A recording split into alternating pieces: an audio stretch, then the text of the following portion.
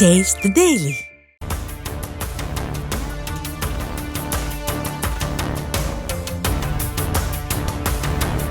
பணிச்சுமையால் மகளை பறிகொடுத்த தாயின் கடிதம் ஒவ்வொரு தாயின் மனதையும் உலுக்கிய நிலையில் இந்த விஷயத்தில் கருத்து சொல்வதாக நினைத்து மத்திய நிதி அமைச்சர் நிர்மலா சீதாராமன் பேசிய வார்த்தைகள் கடும் கண்டனத்திற்குள்ளாகியுள்ளது.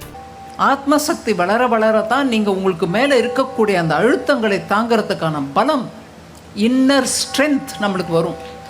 புனேவில் உள்ள ஏர்ன்ஸ்டன் யங் இந்தியா நிறுவனத்தில் பணியில் சேர்ந்த 4 மாதத்தில் அதீத பணிச்சுமை காரணமாக மன அழுத்தத்திற்கு ஆளாகி 26 வயது இளம்பெண் அன்னா செபஸ்டின் உயிரிழந்த சம்பவம் வேலைக்கு செல்வோர் மத்தியில் பெரும் அதிர்வலையை ஏற்படுத்தியிருந்தது. மகள் மரணத்திற்கு ஏர்ன்ஸ்டன் யங் நிறுவனத்தை நேரடியாகவே குற்றம் சாட்டி அவரது தாய் அந்த நிறுவனத்தின் தலைவருக்கு எழுதிய உருக்கமான கடிதம் ஒவ்வொரு பெற்றோரின் கண்களையும் குளமாக்கியதை மறுக்க முடியாது. வாழ்க்கைக்கான பொருளாதார ஆதாரமான வேலையால் ஒரு உயிரே மரணித்தது மனமுடையச் செய்தது.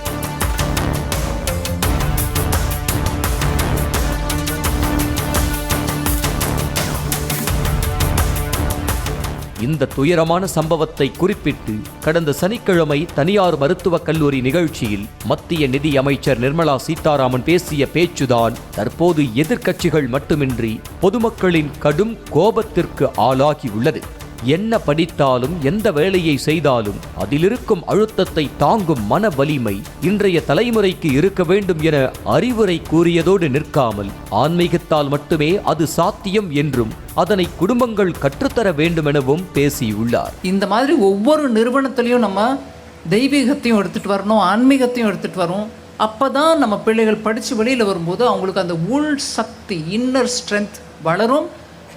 மேலும் பள்ளி கல்லூரிகளில் மாணவர்கள் வாழ்க்கையின் அழுத்தங்களை சமாளிக்க உதவும் வகையில் பாடத்திட்டத்தில் தெய்வீகம் மற்றும் ஆன்மீகத்தை சேர்க்க வேண்டும் என்றும் கூறினார்.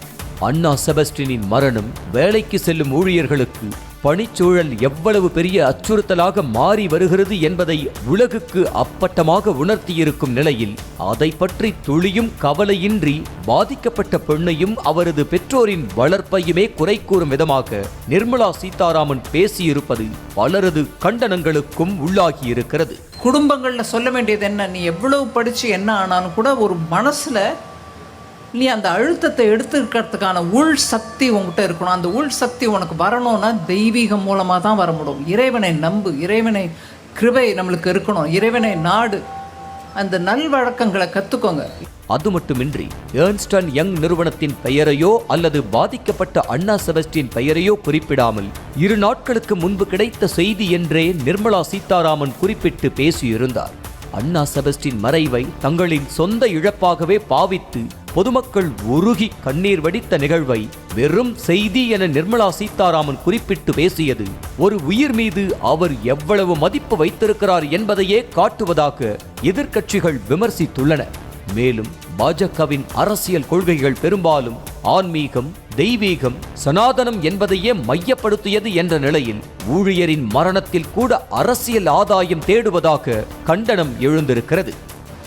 ஒரு 2-3 நாளைக்கு முன்னாடி நம்மளுக்கு ஒரு செய்தி கிடைச்சது. அந்த அழுத்தத்தால் தாங்க முடியாமல் உயிரிழந்துட்டாங்க. நிர்மலா சீதாராமனின் பேச்சை கேட்கும் போது எழும் கோபத்தையும் அருவருப்பையும் வார்த்தையால் சொல்ல முடியவில்லை என காங்கிரஸ் கட்சியின் பொதுச் செயலாளர் KC வேணுகோபால் வன்மையாக கண்டித்திருக்கிறார்.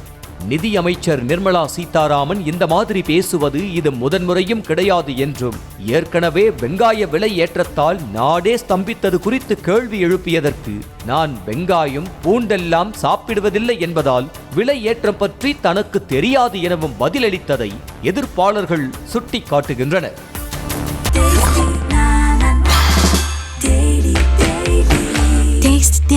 Taste the Daily. செய்திகளை உடனுக்குடனும் துல்லியமாகவும் தெரிந்து கொள்ள சப்ஸ்கிரைப் பண்ணுங்க.